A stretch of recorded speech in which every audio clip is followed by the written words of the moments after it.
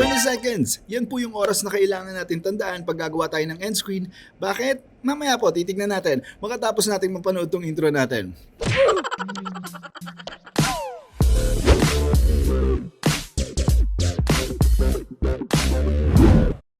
Alright, so dito na naman po tayo and today titingnan natin kung paano tayo pwedeng gumawa ng end screen or yung iba maaaring tinatawag nila na outro. And gaya po nung nabanggit natin kanina, tandaan natin meron tayong maximum of 20 seconds kung paano natin maipopromote yung ating video.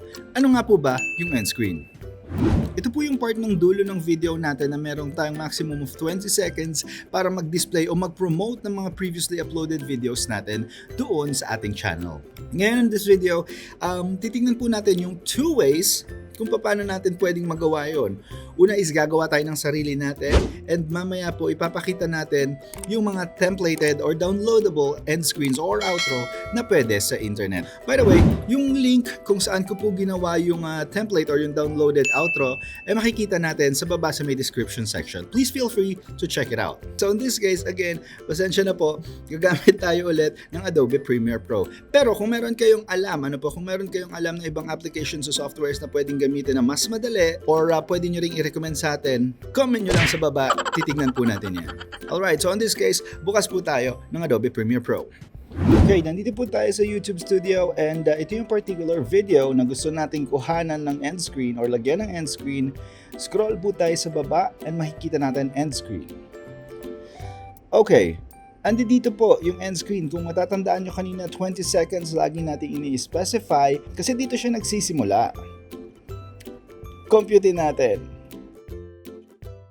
Simula siya 11:34 minus 54 equals 20. Ito po yun. 11:34 yung simula at natapos po siya ng 11:54. So dun yung makikita na merong 20-second difference dun sa entire time frame noong ating end screen. And based po dun sa oras na yun, doon tayo gagawa or ganun kahaba yung gagawin nating video dito po sa Adobe Premiere Pro. So first off, ako normally nag-google lang ako ng background image para po dito sa ating end screen. Kung meron po kayong sarili nyong image or meron kayong sariling preference, pwede nyo rin pong gamitin yon. Pero in this case, hahanap lang po tayo sa Google or hahanap lang ako para may example lang ako sa inyo. No? Yan, ito. Da-download natin to and then ito po yung gagamitin natin. Okay. Drag lang natin siya dito para tumama dun sa 20-second mark. Pero in reality, ako nilalagyan ko talaga yan ng plus 1 second or half second. Gawin natin 21 seconds. Ano po? Para meron kayong time doon sa transition. Mamaya po, ipapakita natin kung ano yung sinasabi ko na yan.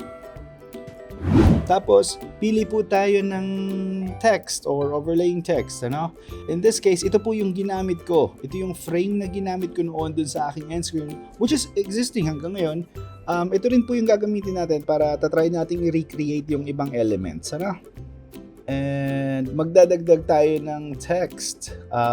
Yung akin, glitch. Ito. Glitch title. Yan po yung idadrag natin. Kung mamaya po tatapusin nyo hanggang dulo yung ating video, makikita nyo ganito rin po yung elements na nakalagay. Of course, yung background image iba, pero yung mga elements na naka-include dito sa ginawa natin ito, yun din po yung ginamit ko doon sa aking end screen or outro. Ano po? Dodoblihin lang natin siya kasi para hindi boring yung gitna at magkaroon ng repeated effects. Ano? Now, ang next po na ginawa natin is nilagyan natin siya ng deep to black effect para naman kahit pa paano hindi hard stop yung video natin at dahan-dahan siyang nag-fade pagdating sa dulo. Next, papalitan lang po natin yung mga nakasulat dito. Lagyan natin ng next video. Ngayon maaari magtatanong po kayo bakit kung napapansin nyo dito sa ginagawa natin walang bounding box, ano? Wala akong inilagay na predefined box. Kasi kung nakakakita na po kayo ng ibang mga end screen, makikita nyo po yan, merong mga square or boxes na pinaglalagyan ng video. In my case, kaya po hindi ako naglalagay nun kasi para kung sakaling hindi eksakto dun sa bounding box yung video ni YouTube, at least hindi po siya mag-overlap, hindi po siya makikita. Okay, ngayon, naglagay po tayo ng background music para naman kahit pa paano medyo buhay.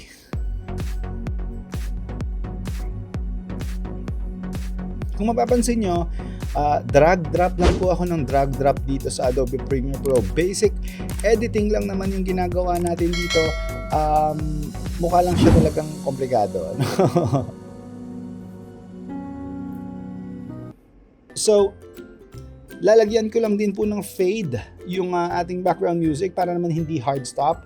Parang mangyayari habang papatapos na siya, dahan-dahang magiging soft yung tunog, yung tugtog natin dun sa dulo ng video.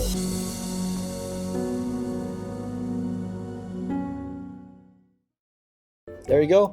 I-export lang po natin siya or isa-save as video. Kung mapapansin nyo, yung video po na ini-export natin currently ay nasa 21 seconds and ito yung gagamitin ko, 1080p.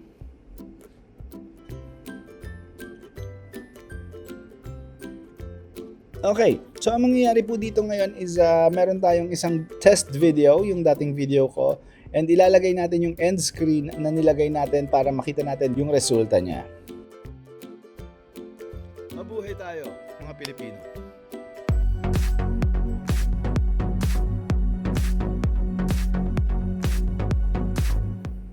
Sobrang simple, sobrang plain.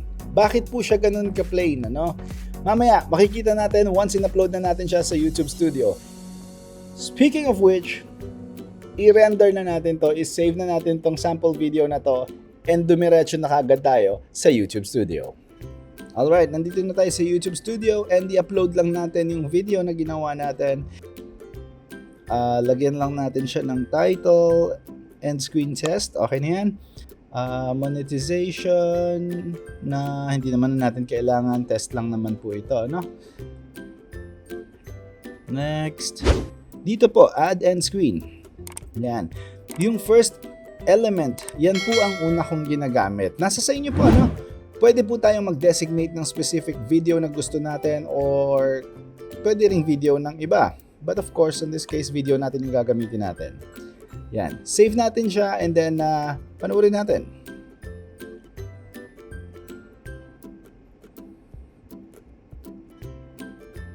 Nandun sa mga walang sawang sumusuporta, maraming salamat din sa mga Pilipino.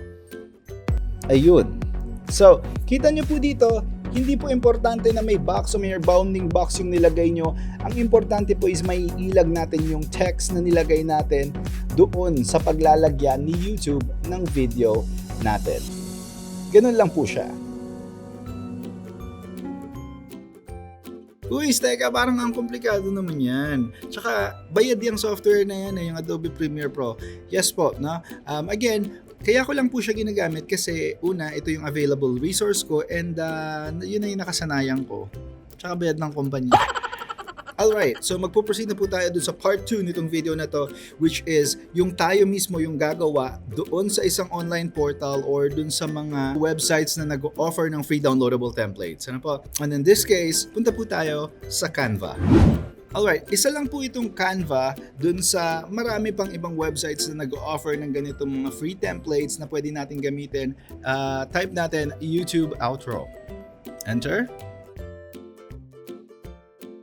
There we go. So ito, ayan, lalabas po siya. Napakarami na nilang nagawang pre-templated videos na available for download. Ano po? Mamimili na lang tayo dito. Yun ang maganda pag naman sa mga ganitong platform tayo kumukuha. Of course kasi nagawa na nila, modify na lang natin ng konti. Try natin tong isa. Palitan natin to. Please don't forget to subscribe. Ayun. Ganun din po, ano, huwag niyo pong kalimutan yung subscribe button sa baba.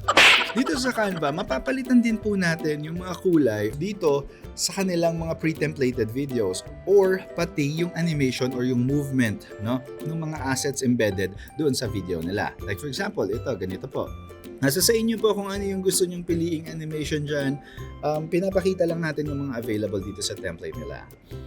Pwede rin po tayo magpalit ng color in case yung napili nating template hindi akma or hindi match doon sa theme ng ating channel. Try natin to. Yung mga red, gawin nating blue. Ano pa?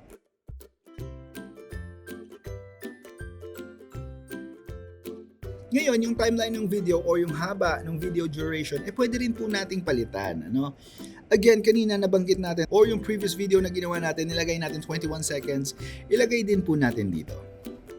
So, ang gagawin natin sa kanya is ida-download lang po natin.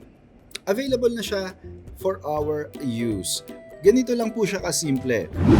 And ngayon namang nakita na po natin yung difference doon sa ikaw mismo yung gumawa ng sarili mong outro or end screen video versus a templated, ano naman po yung pros and cons. Madami. Pero sasabihin ko na lang yung akin. Mas gusto ko po yung ako yung gumagawa ng sarili kong outro kasi at least masisigurado ko na ako lang yung gumawa nun. Pero kayo po, no? Please comment down below, ano po? Please comment sa baba kung ano sa tingin nyo yung mas madali para sa inyo or kung ano yung gagamitin nyo in the future, kung gagawa ba tayong sarili natin or mag-download tayo ng template.